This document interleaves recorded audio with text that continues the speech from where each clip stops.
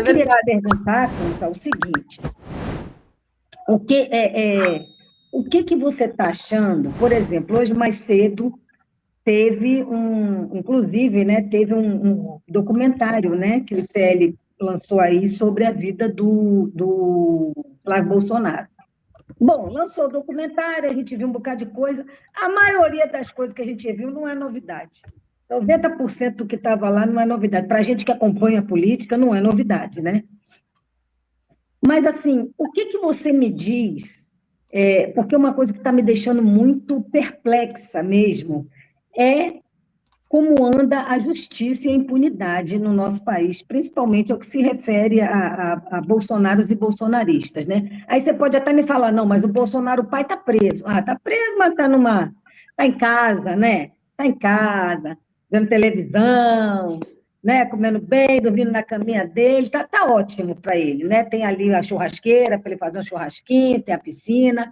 Está preso na casa dele, até eu ficaria presa lá de boa. A questão e a condenação é pelo golpe de Estado, mas cadê as outras condenações?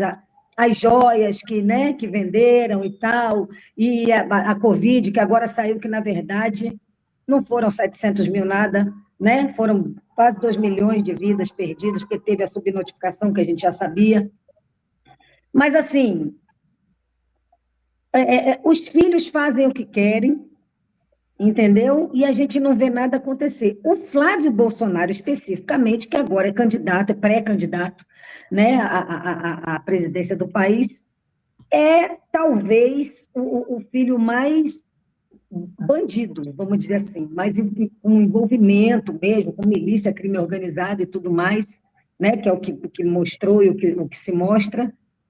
Então, eu queria saber de você qual é a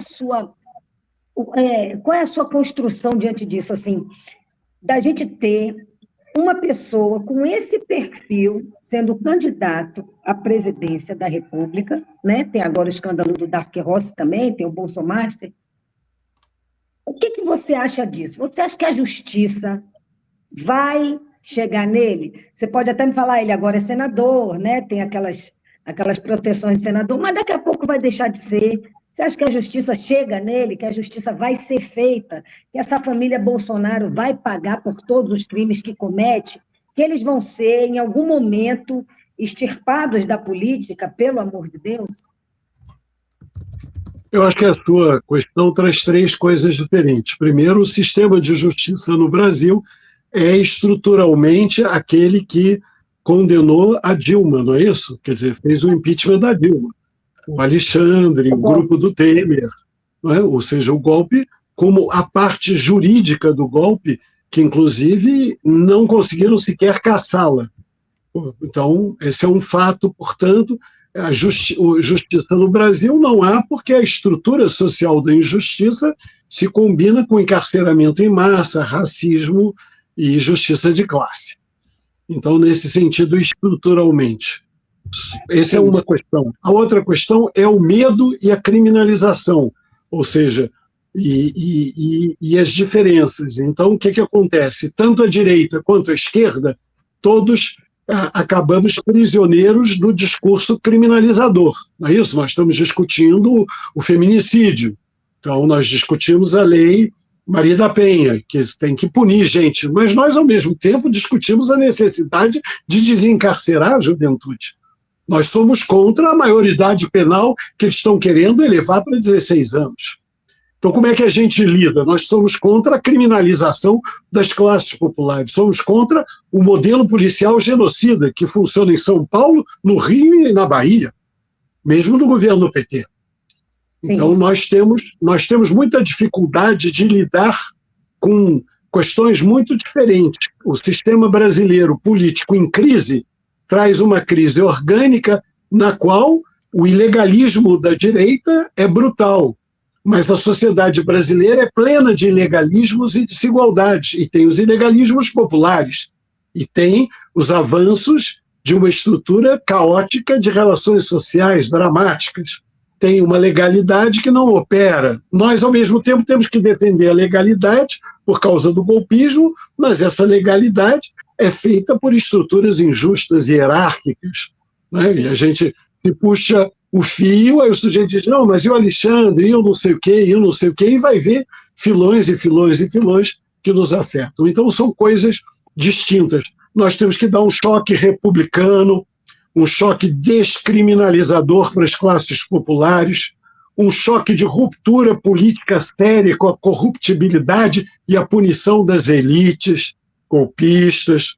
Mas a nossa transição foi feita por conciliação, e inclusive acabou paradoxalmente na mão do Sarney.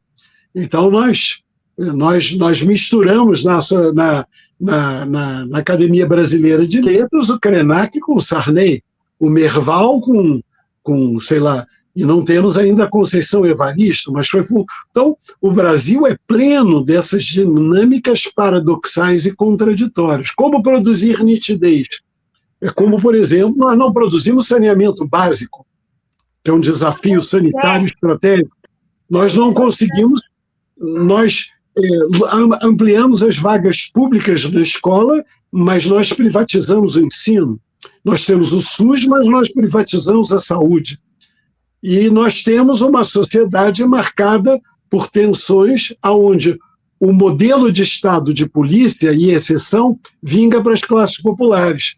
Então, cada vez, a direita adorava dizer, vai para a cadeia, vão ver agora, mas defendia a tortura. Agora eles foram para a prisão, não sei que efeito terá.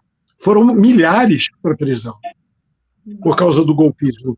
Mas veja, o golpe não foi derrotado só porque o Dino foi hábil ou porque a Janja deu uma opinião contra a GLO. Ele se deu porque eles queriam atacar figuras que são do poder.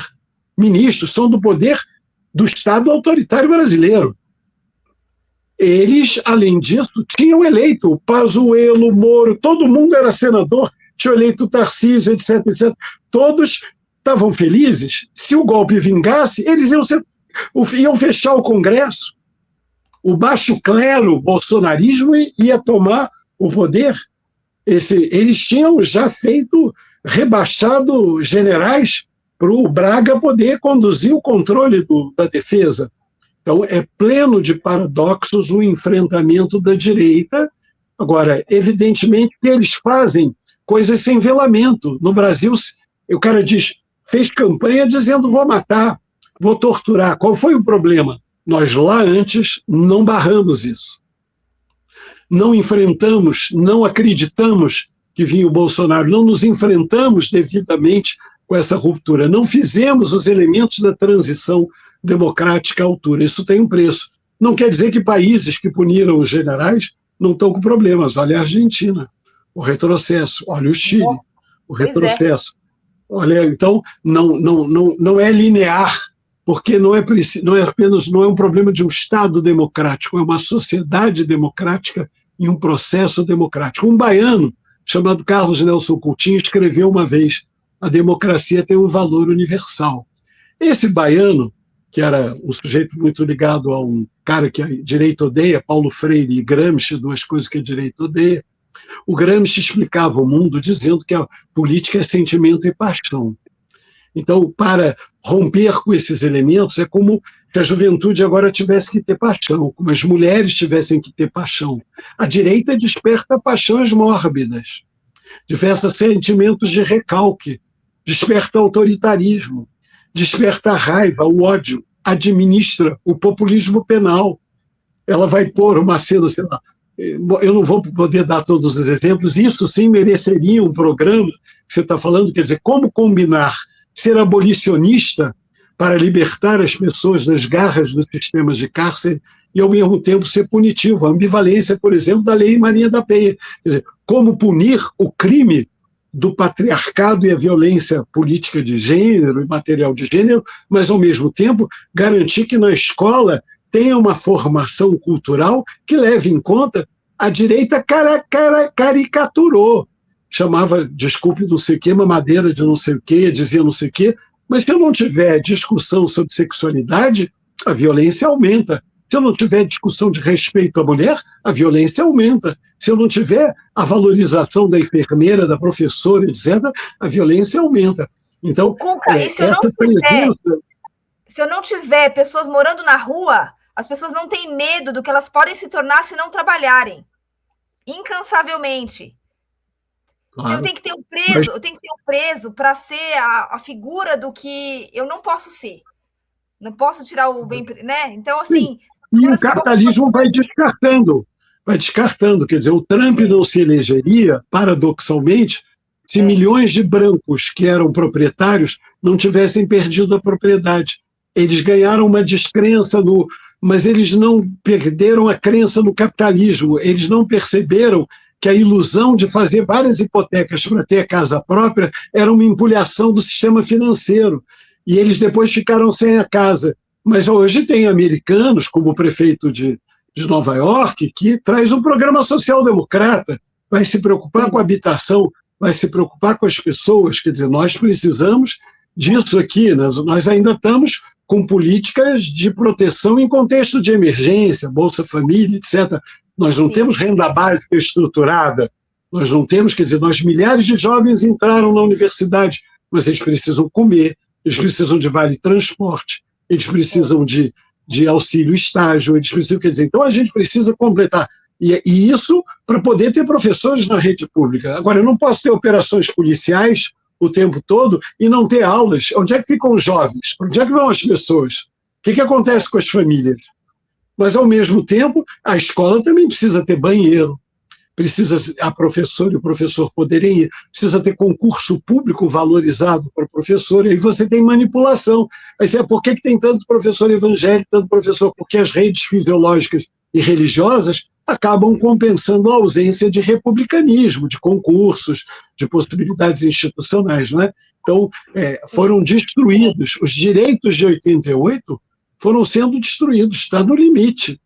Esse ataque ao estatuto do idoso, à defesa dos direitos da mulher, ao estatuto da criança e do adolescente, todos os direitos foram sendo gradualmente destruídos. Por isso o negócio da escala 6x1 entrou em grande debate, porque ela não é um problema só do horário de trabalho, porque mesmo o cara na rua tem uma relação social onde faz diferença se tem salário mínimo, se é valorizada a jornada de trabalho. O crime organizado perde energia se você tem políticas públicas que põem os jovens numa escola de qualidade, não é isso? Quer dizer, então é muito diferente.